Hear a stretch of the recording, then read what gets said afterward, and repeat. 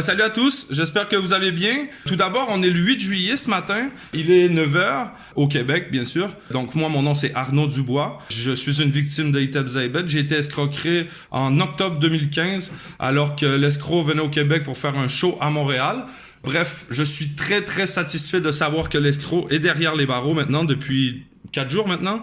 On est le 8, il a été emprisonné le 4. Vraiment très redevable de tout ça parce que avoir essayé de faire connaître la vérité de tous, bien finalement, maintenant, on la connaît. Je tiens aussi à mentionner que cette vérité, elle a pu être connue de tous parce que le 15 juin 2019, moi, j'ai été contacté par Oussama, qui est un journaliste d'enquête des 4 vérités. Puis, en fait, il a fait vraiment un travail remarquable. Il a grandement contribué à faire connaître enfin la vérité sur Swagman, qui escroque ses fans sans aucun remords. Donc j'aimerais aussi dire que suite à l'émission des 4 vérités, j'ai porté plainte en Tunisie avec une dizaine d'autres victimes et un nombre incalculable de preuves irréfutables, des preuves béton. Donc les dossiers vont être très lourds. Je veux aussi remercier en mon nom et au nom de chacune des victimes, je veux remercier impérativement la justice tunisienne qui nous a cru, qui nous a supportés, la gendarmerie tunisienne également et les médias tunisiens également qui nous ont supportés et qui ont permis l'arrestation de cet escroc sans scrupules. Merci 1000 fois et vive la Tunisie, je vous adore mes amis. Courage à chacun d'entre nous, à chacun d'entre vous, parce qu'il faut pas lâcher. Cette mascarade va se terminer et justice va être rendue. Salut les amis, c'est Marcus Dia, j'espère que vous allez bien. Nouvelle vidéo, nouvelle analyse. Aujourd'hui, on va parler de l'actualité de Swagman. Je ne sais pas si vous vous souvenez de qui est Swagman. C'est un personnage qui a la tête recouverte intégralement de tatouages et qui, soi-disant, prétend être multimillionnaire. Et la personne que vous avez vue en introduction de cette vidéo s'appelle Arnaud Dubois. Cette personne mène un combat depuis l'année dernière contre Swagman qui lui aurait escroqué 50 000 €. Et derrière tout ça, il faut savoir que cette personne mène un combat et a pu créer une association, regrouper plusieurs personnes qui ont été également victimes d'escroquerie de la part de Swagman. Et cette personne a profité justement du séjour de Swagman. Et je vais vous expliquer pourquoi Swagman est venu en Tunisie. Et a profité du séjour de Swagman pour interpeller la justice tunisienne et également donner des informations aux médias tunisiens afin qu'ils puissent se concentrer sur le cas de Swagman. Avant de rentrer dans le vif du sujet, je vais vous faire voir une vidéo qui pour moi est la vidéo qui a permis la naissance de Swagman. Tout simplement pourquoi? Parce que cette vidéo a pu attirer énormément de personnes autour de Swagman. C'est elle qui a pu engendrer, qui a pu permettre que Swagman puisse faire plusieurs interviews à la télévision, également sur des chaînes YouTube spécialisées hip-hop, car les gens ont été focalisés sur son personnage et notamment sur cette fausse histoire qu'il serait multimillionnaire. Et d'ailleurs, on va la regarder tout de suite. Cette vidéo avait été tournée avec Tonton Marcel dans son ancien média qui s'appelait Ndaoud. D'ailleurs, média qui était là depuis le début, qui traitait de l'actualité hip-hop. C'est vraiment dommage que Tonton Marcel n'ait pas pu conserver ce média, car je pense qu'il aurait été un concurrent parfait pour les autres médias comme Bouscapé notamment, ou bien Rap Elite, car il faut le savoir, Tonton Marcel était là depuis les débuts. Malheureusement, il a fait des mauvais choix, de mauvaises stratégies, car je considère qu'il était trop axé sur tout ce qui était histoire de clash dans le rap français. Et à mon avis, ça lui a fait perdre en crédibilité et malheureusement on connaît la suite. Sa chaîne a été piratée et par la suite, il n'a jamais souhaité refaire partir la chaîne Ndaoud. Alors, on regarde ça tout de suite. Donc, juste avant de voyager, tu es venu voir Tonton Marcel. Exactement. Hein, pour montrer vraiment d'où tu sors, quoi. Vraiment, la banque, ça, il faut pas le démentir. Vraiment, la banque. Un gros camion qui a été mis exprès pour moi, là. Parce que quand vous m'avez vu, le camion s'est garé. C'est pour des raisons de sécurité. Donc voilà, quoi. On va faire du lourd, les gars. Je vais te montrer du lourd. Tout d'abord. Non, calme. Qu'est-ce que tu. Écoute bien ça. T'es sérieux? Écoute bien. Tout d'abord. 2. Oh, il n'y a que des 500. Attends. Tout d'abord. 3. Tout d'abord, ça arrive.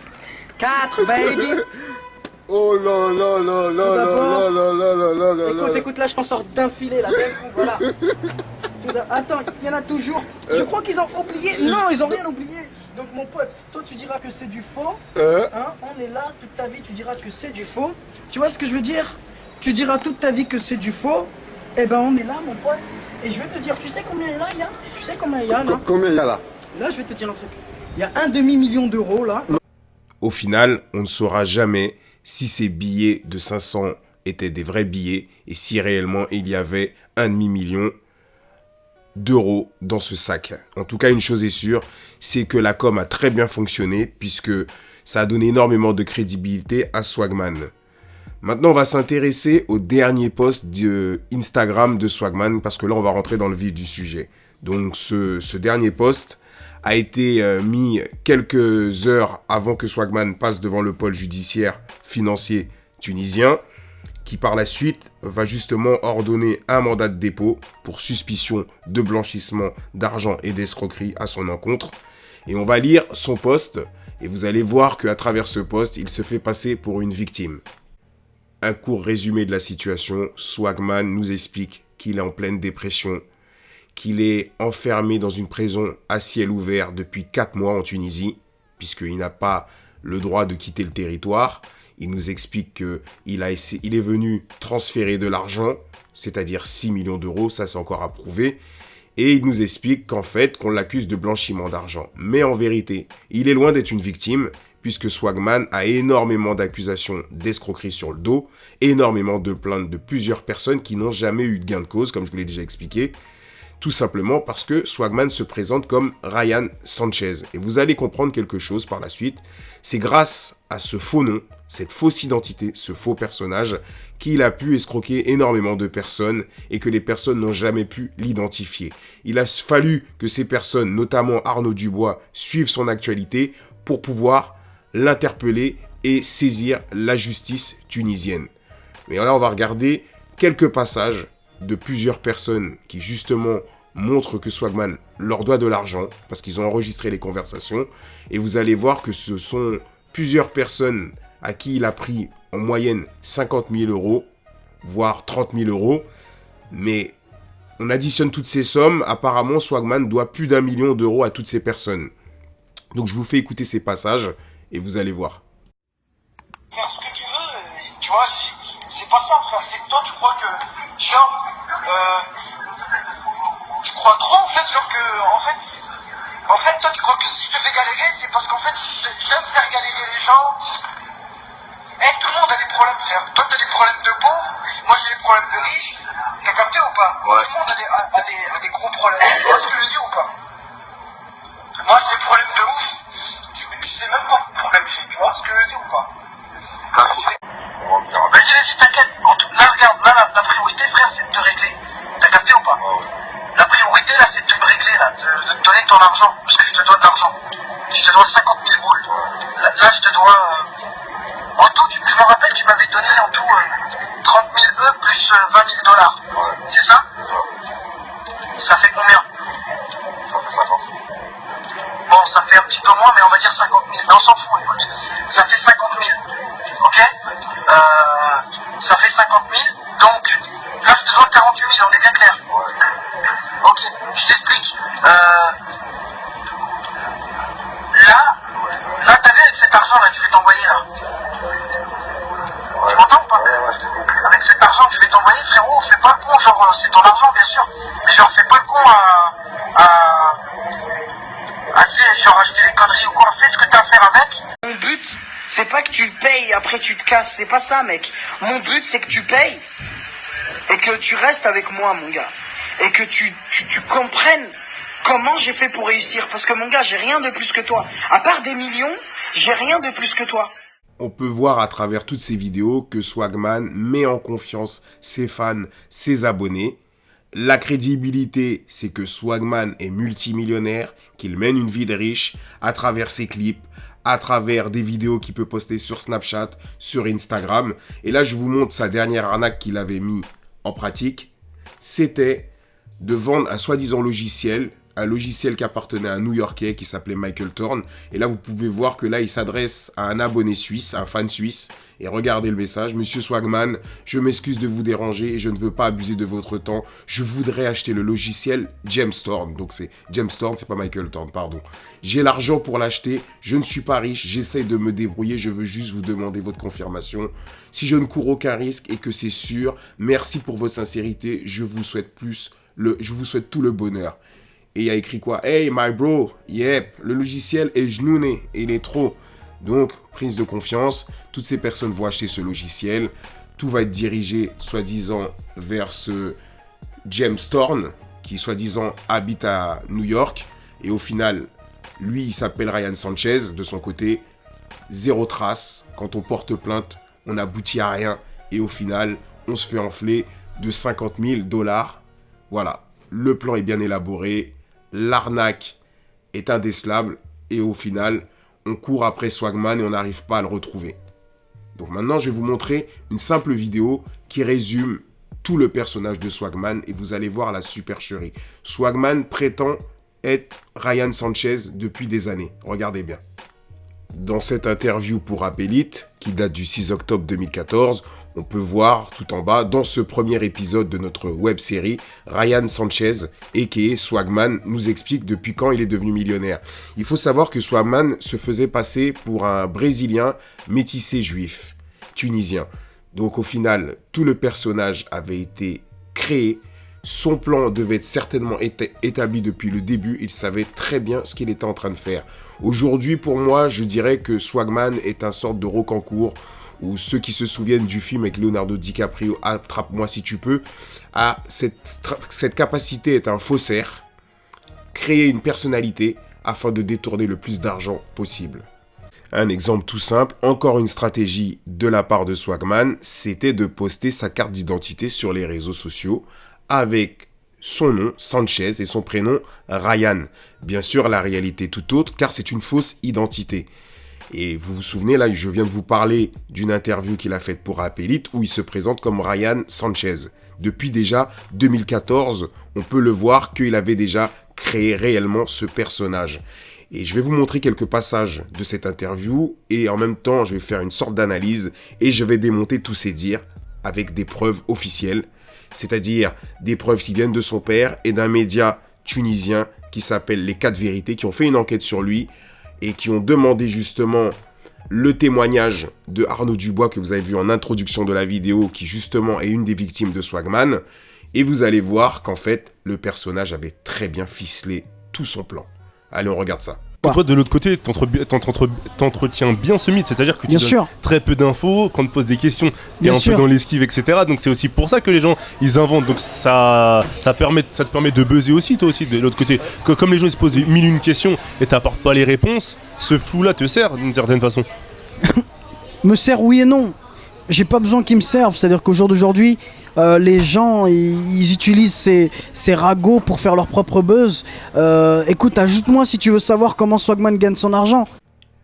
T'as qu'à me suivre pour savoir comment Swagman gagne son argent. Voilà la base du plan. Suive Swagman pour qu'il fasse le conseiller financier, celui qui va te mettre sur les bons plans pour gagner de l'argent. Son travail de personnage mystérieux qui est multimillionnaire mais qui ne donne pas réellement d'explication, parce que vous pouvez le voir sur YouTube, il y a eu énormément de vidéos pour savoir comment Swagman a gagné son argent. Au final, là, il est en train de te donner une indication. Il te dit, suis-moi et je vais te dire comment gagner de l'argent. Et bien sûr, qu'est-ce qui s'est passé? Beaucoup de gens l'ont suivi et il leur a dit, donne-moi de l'argent et je vais te faire gagner beaucoup plus. Et au final, ces gens ont investi sur lui et au final, il les a allégés de quelques milliers d'euros. Et ces gens-là sont en train de pleurer actuellement. Donc une fois de plus, vous allez voir ce que je vais vous dire à la fin de cette vidéo, la conclusion, et vous allez comprendre certaines choses. Allez, on continue. Tu vois ce que je veux dire? Mais moi je gagne mon argent comme tout le monde, et comme je dis, je pense que suffisamment je prouve et je montre suffisamment de choses, mis à part de l'oseille, je montre suffisamment de choses et de... Ok, je suis mystérieux, mais je pense que je montre suffisamment de choses pour pouvoir me cramer comment je gagne mon argent, je pense.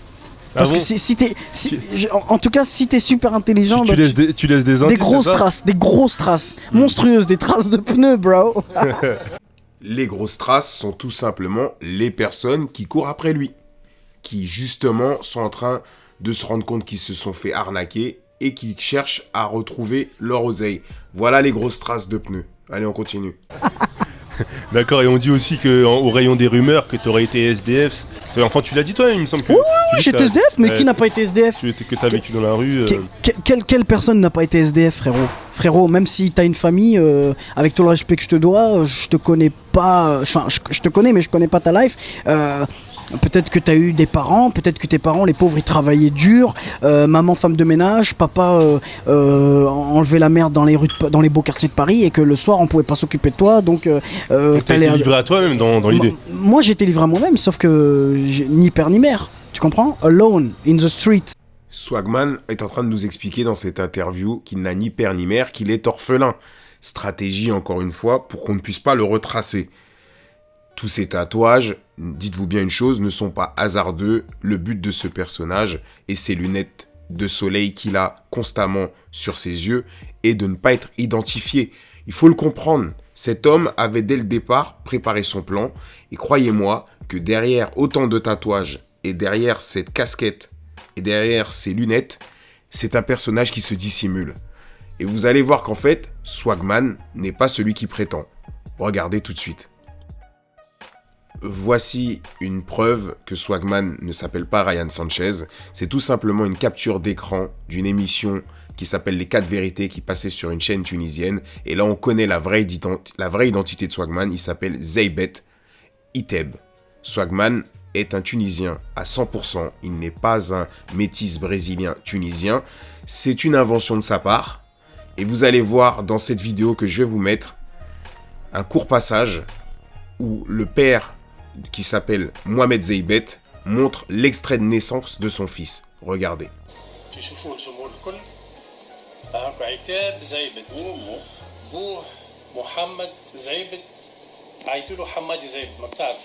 نحن في الحوم الشعبية نعيطوا حمادي مش ما نقولوش محمد وهكا فما ذاكرة شعبية يعرفوا الحكاية ذي. باهي أمه ياسمين ياسمينة هاكا موجودة تونسية جدا على تونسية جد أنا واحد من الناس نعرفها وعربية وخذيتها تصلي ولتوا بالعمر هذايا وهي Zeybet Iteb, son vrai nom. Depuis toutes ces dernières années, Swagman se faisait passer pour un dénommé Ryan Sanchez qui n'existe pas. Et vous voyez, là, vous allez voir carrément, son père va nous montrer des photos d'enfance de Swagman accompagné de sa sœur jumelle. Parce qu'il faut savoir que Swagman a une sœur jumelle. Regardez la vidéo.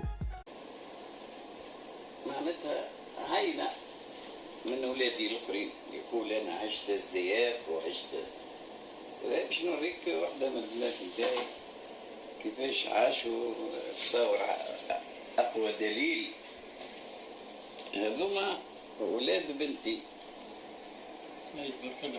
ولاد بنتي ألفا فهمتني هي أخته مال شنو من المقبول ما عندناش احنا كيما دللتهم أنا وهم صغار شو كيفاش يدلوا في صغارهم لازم ياخذوا لهم الكادوات ويشريوا لهم كيما انا شريت لهم هذاك الكادو نتاعو الاول.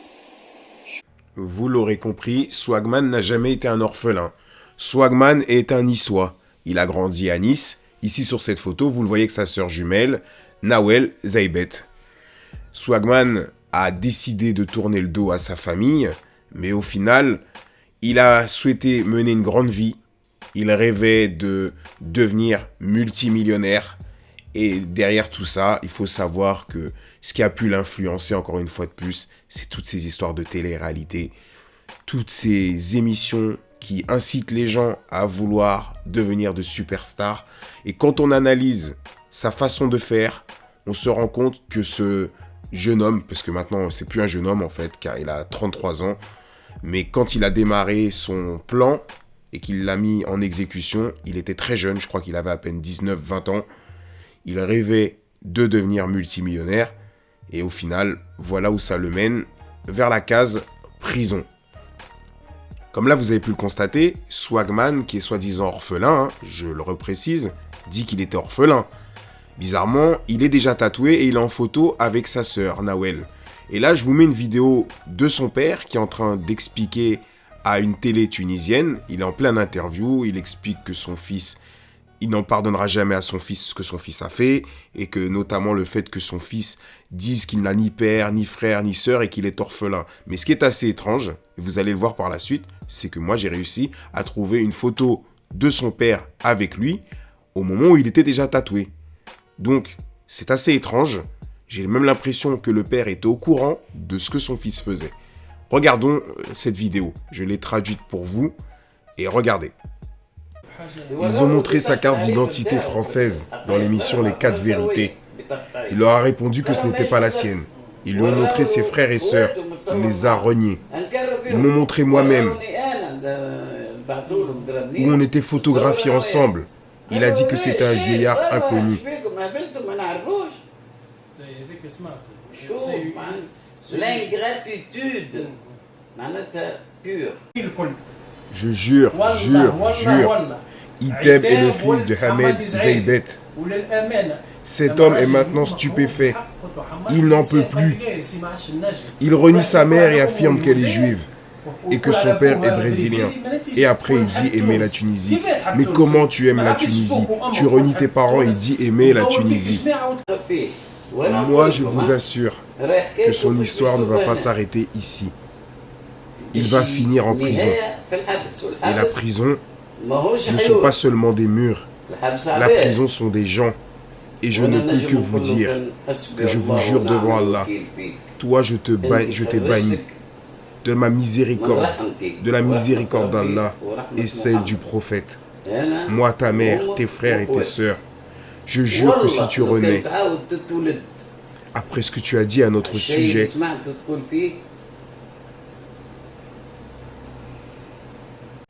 donc là, comme je vous disais, on le voit en photo. Il a déjà ses tatouages. Bon, il n'a pas tout le visage recouvert. Donc, je pense que ça s'est fait tardivement leur séparation.